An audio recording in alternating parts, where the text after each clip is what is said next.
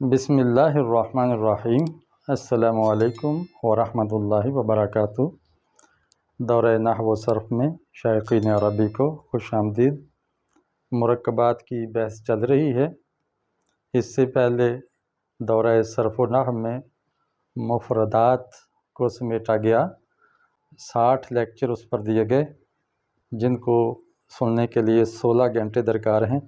اگر آپ ایک لفظ کی انفرادی حیثیت کو اسٹڈی کرنا چاہیں تو ان لیکچر سے آپ کو فائدہ ملے گا۔ گویا علم الصرف کا وہ پورا کورس ہے۔ جو آپ کو کمیاں محسوس ہوں، کوئی سوال ہو تو آپ کریں، انشاءاللہ ان سوالوں کا جواب بھی شامل کر دیا جائے گا۔ یہ دورہ نحو و صرف ہے، گویا دوسرا حصہ ہے مرکبات کے ٹائٹل پہ۔ اس میں اسموں کو آپس میں یا کلمات کو آپس میں جوڑنے کا فارمولہ اور قاعدہ سکھایا گیا ہے۔ پہلے 6 لیکچرز ہو چکے ہیں، یہ 7واں ہے۔ پچھلے لیکچر میں میں نے مرفوعات کا اجمالی تعارف کروایا تھا اور اس میں ایک بہت لمبی بحث تھی فاعل کی۔ فاعل جب مرفوع ہوتا ہے تو اس کے اندر اور بہت ساری صورتیں ہیں فاعل کا ذکر کرنے کی۔ فاعل ایک ہے، فعل 2 ہیں، تو دونوں فعل بھی باہم جھگڑتے ہیں کہ یہ فاعل اس کو ملے، دوسرا کہتا ہے اس کو ملے، تو اس جھگڑے کو بھی ڈسکس کیا جائے گا۔ لیکن جو اہم اور ضروری اور مقدم ہے وہ آج فاعل کی بحث ہے۔ ہدایت النحو کتاب سے میں نے مدد لی اور اس کے متن سے، اس کی عبارت سے بہت سارے الفاظ لیے، تقریباً وہی الفاظ ہیں۔ کہیں کہیں آپ کو تھوڑی سی تبدیلی نظر آئے گی، لیکن بات سمجھانے کے لیے جتنے الفاظ کی ضرورت تھی وہ میں نے یہاں وائٹ بورڈ پہ لکھ دیے ہیں۔ اس خاکے میں آپ دیکھ رہے ہیں کہ کچھ جگہ چھوٹی ہوئی ہے۔ اس جگہ کو چھوڑنے کا مقصد یہ ہے کہ جو قرآن مجید سے یا احادیث سے ان کی مثالیں مجھے ملیں تو اس کو لکھ کر، ان کو لکھ کر بھی لیکچر دے دیا جائے اور سمجھا دیا جائے۔ چونکہ ضرب زید عمرا، یہ 3-4 لفظ ایسے ہیں جو نحو میں، صرف میں، منطق میں، فقہ میں، ہر فن میں زید، عمر، بکر کی مثالیں دے کے اور ضرب یضرب کی صیغے استعمال کر کے قواعد کو ذہن نشین کیا جاتا ہے۔ اگر ہم قرآن کی مثالیں اور حدیث کی لیں تو اس میں تنوع آئے گا، تبدیلی آئے گی، مختلف جملے قرآن اور حدیث کے متن کی وجہ سے، اس کی برکت کی وجہ سے ذہن نشین ہو جائیں گے، اور یہ جو خلط ملط ہو جاتی ہیں مثالیں، یہ جو حفظ نہیں رہ پاتی، اس کی وجہ سے جو قاعدہ سمجھنے میں دقت ہوتی ہے، اس دقت کو ہم قرآن و سنت کی مثالوں سے دور کر سکتے ہیں۔ اس لیے یہ میں نے کچھ جگہ چھوڑی ہے، انشاءاللہ اگلے لیکچر میں فل کر کے، اس کو پر کر کے انہی قواعد کو مزید روشن کیا جائے گا انشاءاللہ۔ آج سر دست ہدایت النحو کی ہی مثالوں پر گزارا کیا جائے گا۔ دیکھیے، یہ المقصد الاول فی المرفوعات ہے۔ اس میں فاعل کے سلسلے میں سب سے پہلی بات یہ ہے کہ وَإِنْ كَانَ الْفَاعِلُ مُظْهِرًا وُحِّدَ الْفِعْلُ أَبَدًا، کہ اگر فاعل ظاہر ہو، اس میں ظاہر ہو، تو اس میں فعل کو ہمیشہ واحد استعمال کیا جائے گا۔ ایسے جملے میں جیسے ضرب زید، زید نے مارا، تو فاعل ظاہر ہے، صیغہ واحد کا آیا ہے۔ ضرب الزیدان، 2 زید نے مارا، تو الزیدان تثنیہ ہے لیکن فعل واحد آیا ہے۔ ضرب الزیدون، زیادہ زیدوں نے مارا، تو فاعل جمع ہے لیکن صیغہ فعل کا واحد استعمال ہوا۔ فاعل چاہے واحد ہو، تثنیہ ہو یا جمع، فعل واحد ہی کا صیغہ آئے گا کیونکہ اس کا فاعل ظاہر ہے۔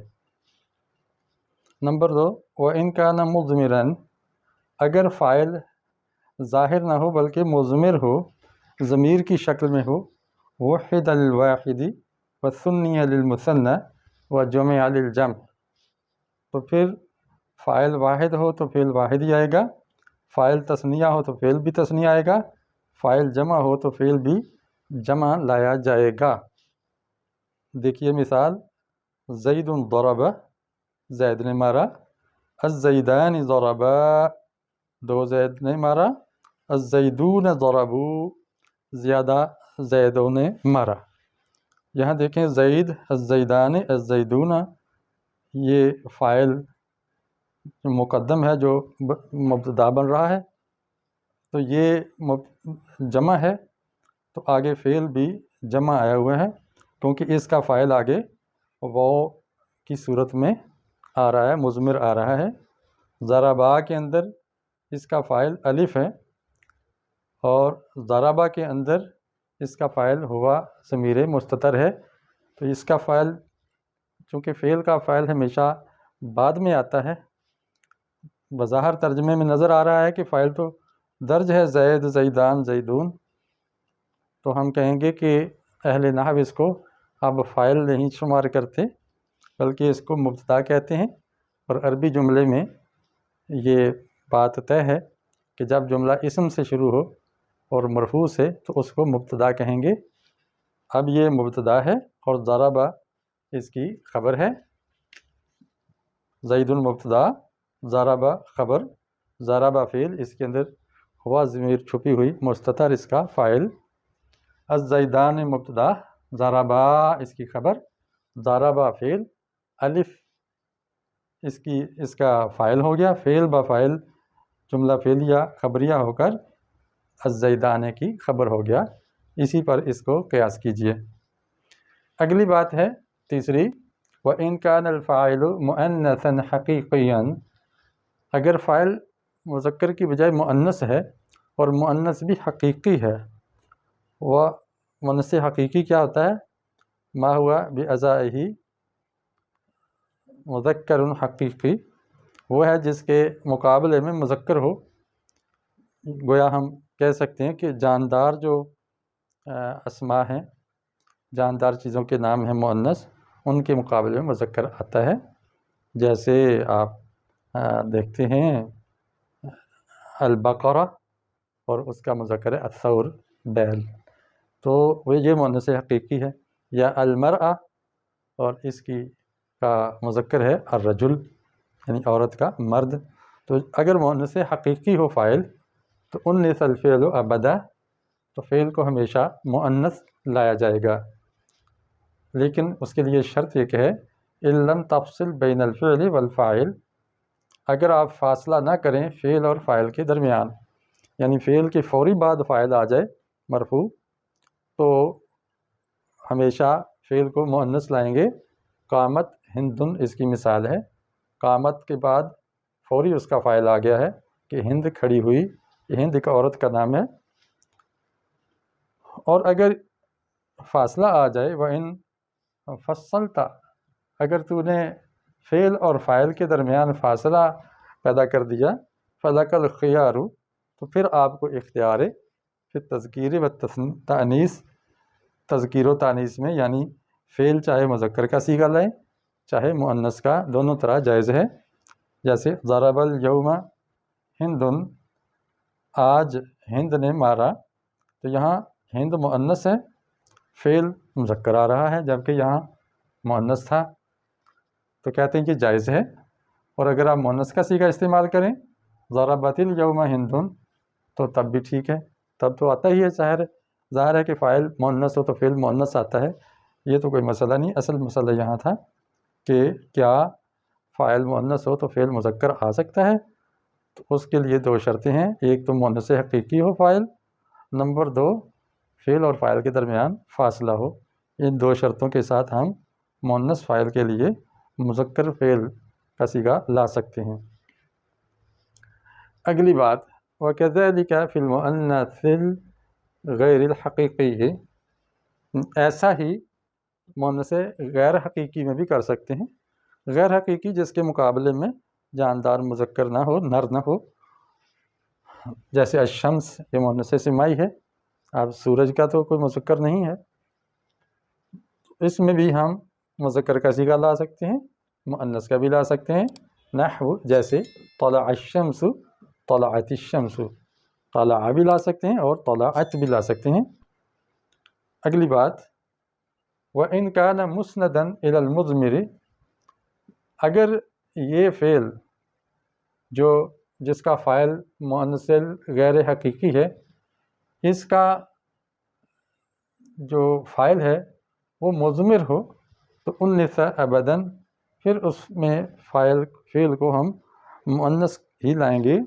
جیسے الشمس طلعت، تو الشمس مبتدا ہے، طلعت خبر ہے، طلعت فعل، اور اس کے اندر ہی ضمیر مستتر ہے جس کی طرف فعل کی نسبت ہے، تو وہ چونکہ ضمیر کی شکل میں ہے تو اب ہم اس کو مؤنث ہی لائیں گے جو اس کی طرف ضمیر راجع ہوگی۔ یہاں تھا کہ مظہر ہو، فاعل اگر ظاہر ہو تو پھر ہم مذکر بھی لا سکتے ہیں، مؤنث بھی، لیکن اگر فاعل ضمیر کی صورت میں ہو تو پھر فعل کو ہم مؤنث ہی استعمال کریں گے۔ اگلی بات، اگر فاعل جمع مکسر ہے تو پھر فعل کیسے آئے گا؟ تو 4 طریقے سے فعل کا صیغہ آ سکتا ہے۔ تو اس طرح کہ اس کو ہم مؤنث غیر حقیقی کی طرح لائیں گے، یعنی اس کے لیے فعل مذکر کا صیغہ بھی لا سکتے ہیں جیسے قام الرجال، اور مؤنث کا بھی لگا سکتے ہیں جیسے قامت الرجال، مرد کھڑے ہوئے، تو دیکھیں الرجال مذکر ہے اور قامت صیغہ مؤنث کا استعمال ہوا ہے مؤنث غیر حقیقی کی طرح، حالانکہ یہ مذکر حقیقی ہے، رجل مذکر حقیقی ہے، لیکن چونکہ یہ جمع مکسر ہے، سالم نہیں، تو پھر اس کا فعل ہم مذکر اور مؤنث دونوں لا سکتے ہیں۔ اور اگر فعل بعد میں لا رہے ہیں، یعنی اس کو مبتدا بنا رہے ہیں جیسے الرجال قامت، تو یہ بھی ٹھیک ہے، تب بھی ہم اس کو مؤنث لا سکتے ہیں۔ اور اگر اس کو مذکر لانا چاہیں الرجال قاموا، تو تب بھی جائز ہے، تب بھی ٹھیک ہے، یعنی اس کے مطابق ہی آگے فعل کا صیغہ آ رہا ہے، اس کا فاعل مضمر ہونے کی صورت میں جمع کا صیغہ ہی آ رہا ہے۔ آگے جو آخر میں چند باتیں ہیں، یجب تقدیم الفاعل علی المفعول، کبھی ایسا ہے کہ فاعل کو مفعول پر مقدم رکھنا ضروری ہو جاتا ہے، عام طور پہ تو فاعل پہلے آتا ہے، مفعول بعد میں آتا ہے، تو یہ واجب اس وقت ہوتا ہے اذا کان مقصورین، جب فاعل بھی اس میں مقصورہ ہو اور مفعول بھی اس میں مقصورہ ہو۔ اور اس میں مقصورہ کسے کہتے ہیں؟ جس کے آخر میں کھڑی زبر ہو، جیسے موسیٰ، عیسیٰ، یحییٰ، یا مد ہو علیہ مقصورہ ہو، جیسے سمع یحییٰ عیسیٰ، یحییٰ نے عیسیٰ کو سنا۔ اب چونکہ یہاں التباس کا خطرہ تھا، اس کا اعراب تقدیری ہوتا ہے، نظر نہیں آتا، ضمہ فتح ظاہر نہیں ہوتا، اس وجہ سے اس کو اب مقدم رکھنا ضروری ہے، فاعل کو پہلے اور مفعول کو بعد میں لایا جائے گا، یہ واجب ہے۔ ان خفت اللبس، جب آپ کو خلط ملط ہونے کا خطرہ ہو۔ لیکن اگر التباس کا گڈمڈ ہونے کا خطرہ نہیں ہے تو پھر آپ مفعول کو بھی پہلے لا سکتے ہیں فاعل پر، اگرچہ وہ اسماء مقصورہ ہوں۔ اس کی مثال دیکھیں، یجوز تقدیم المفعول علی الفاعل، مفعول کی تقدیم جائز ہے فاعل پر، ان لم تخف اللبس، اگر آپ گڈمڈ ہونے کا، خلط ملط ہونے کا خوف نہیں رکھتے تو پھر آپ مفعول کو پہلے لا سکتے ہیں، جیسے اکل کمثرا یحییٰ، کھایا امرود کو یحییٰ نے، یا ناشپاتی بھی اس کا ترجمہ کرتے ہیں۔ اب یہاں دیکھیں کمثرا اور یحییٰ دونوں اس میں مقصورہ ہیں، لیکن ظاہر ہے امرود کو کھایا جا سکتا ہے، یحییٰ امرود کو کھا لے گا، لیکن امرود تو یحییٰ کو نہیں کھا سکتا، یعنی پھل انسان کھاتا ہے، انسان کو پھل تو نہیں کھاتا۔ اب یہاں گڈمڈ ہونے کا خطرہ نہیں تھا تو اس میں مقصورہ ہونے کے باوجود اس میں جائز ہے مقدم رکھنا۔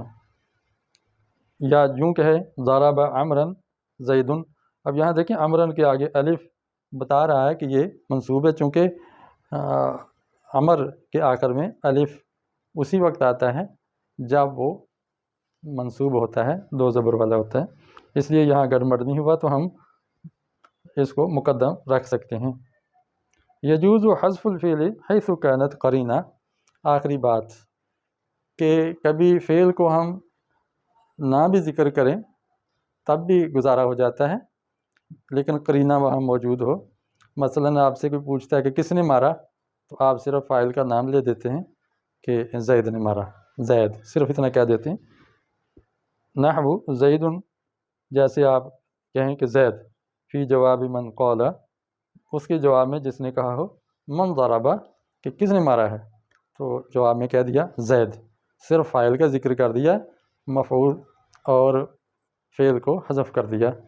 تو یہ آپ دیکھ رہے ہیں کہ فاعل کو مختلف انداز میں ظاہر، مظہر، مضمر، مؤنث حقیقی، غیر حقیقی، ان اقسام میں لائیں تو فعل کس کس صورت میں آتا ہے، یہ چیز آج آپ نے سیکھ لی ہے۔ انشاءاللہ اگلے لیکچر میں یہ خالی جگہیں جو آپ کو نظر آ رہی ہیں، میں کوشش کروں گا قرآن یا حدیث سے دونوں سے مثالیں لا کے آپ کے سامنے رکھ دی جائیں تاکہ قواعد اچھی طرح ذہن میں بیٹھ جائیں۔ اس کے ساتھ ہی میں اجازت چاہتا ہوں۔ السلام علیکم ورحمۃ اللہ وبرکاتہ۔